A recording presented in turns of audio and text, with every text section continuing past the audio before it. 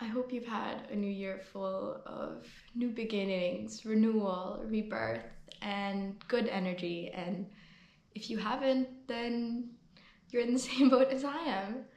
And New Year's can be a tough and angsty time of year for some of us. And there's just so much pressure to show up as your best self and turn your whole life around and make all these resolutions and follow through with them. And it's just not realistic sometimes.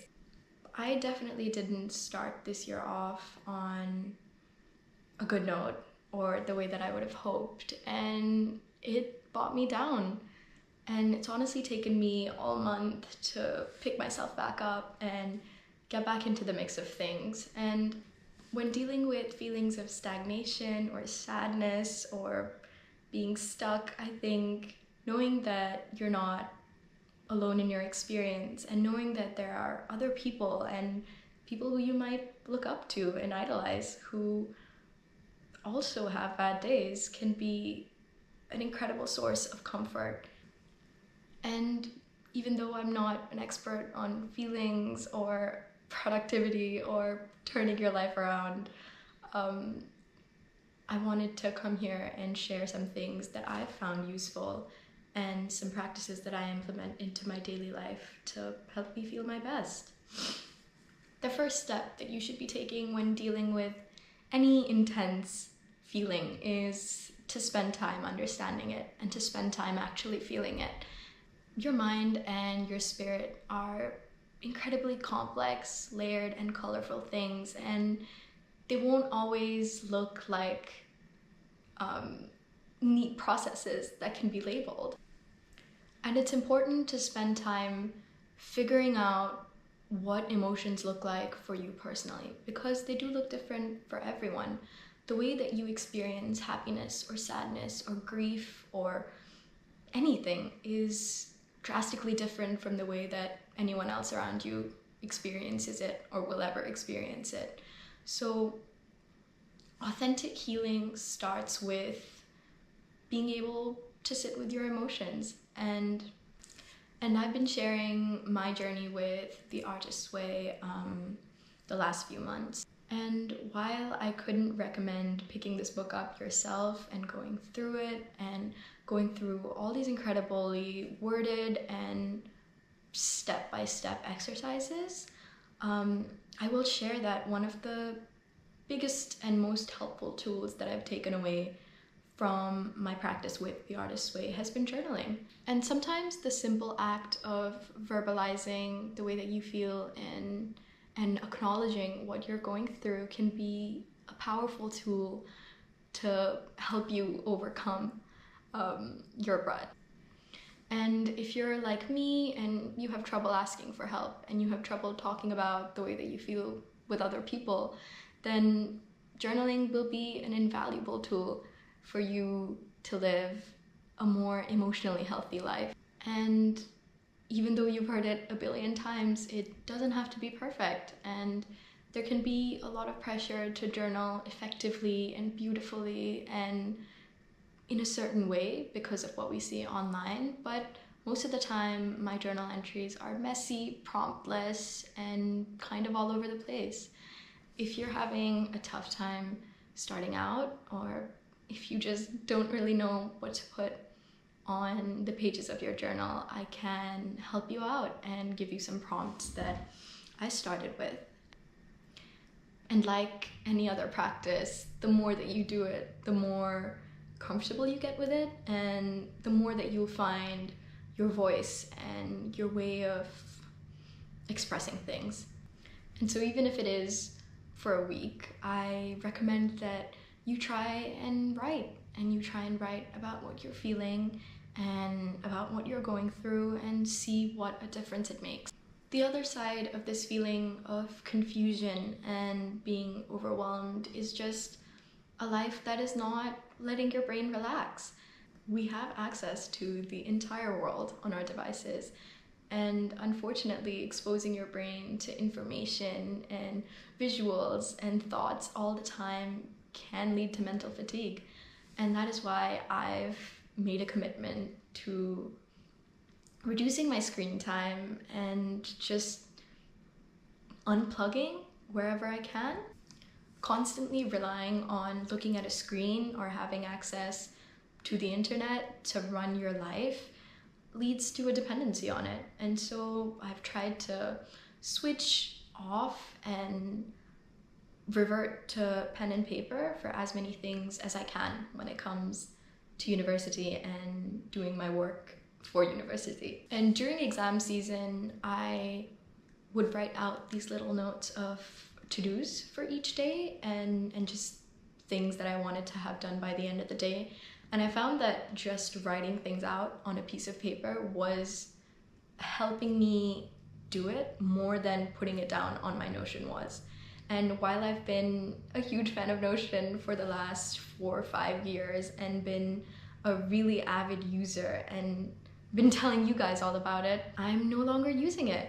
And I've actually switched to a basic little agenda that I bought at a stationery store.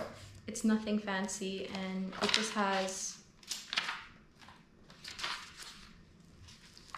these little weekly spreads, and it's been effective. I've been writing out little boxes in my to-do lists, and I have actually found myself getting things done a lot more with this by my side. And obviously, a huge amount of time that I spend online and that anyone else spends online goes towards social media and the consumption of content on social media. And even though at this point it can feel compulsive to open your phone and go to Instagram or TikTok or Pinterest or whatever it is that you like scrolling on, you need to work on deciding what your time and energy go towards. Constantly being on a quest to find new inspiration towards your personality, or constantly trying to emulate what's cool and what's in, leads to a loss of identity. And loss of identity and lack of identity is a huge root cause of falling into a rut and of falling into negative thought patterns. If you've been spending all your time looking at the most curated, filtered, and cleaned up versions of people's lives, then you're not going to feel good about yours. So spend less time online and watch how it changes your mental health and your overall levels of happiness. When things get difficult and when you slip into negative cycles, it can be hard to take that first step and break out of them. And it is even harder to keep up that momentum and stop yourself from falling back to the place where you started.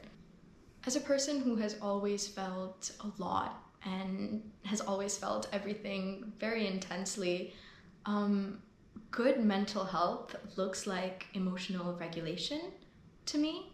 And I never really treat the way I feel as something that needs to be fixed or addressed, but just something that needs to be managed and elevated. And the way that I support my regulation and feelings is creating small routines and habits that can allow me to find some pockets of peace in an otherwise busy and stressful day. And these habits don't have to be anything dramatic or drastic. You don't have to go to the gym every day, and you don't have to wake up and drink hot lemon water every day.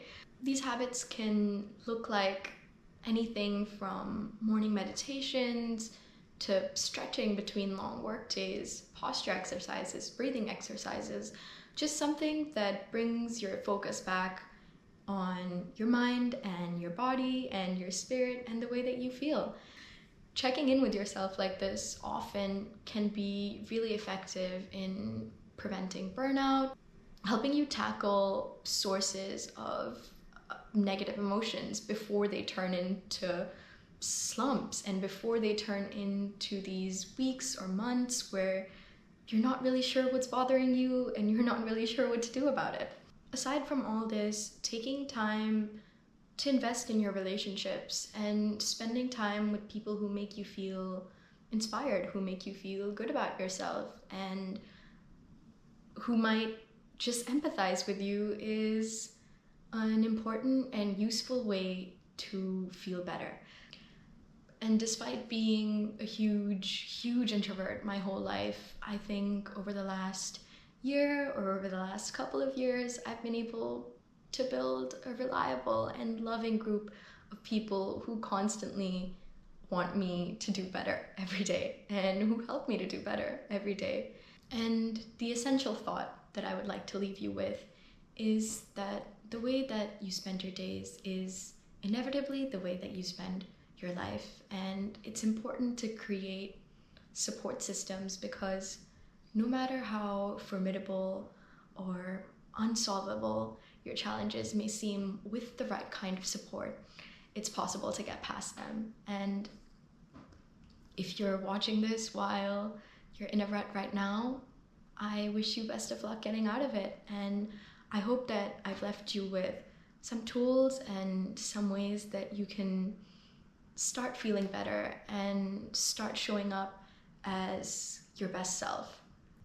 Thank you so much for choosing to spend this time with me, and I hope I'll see you soon.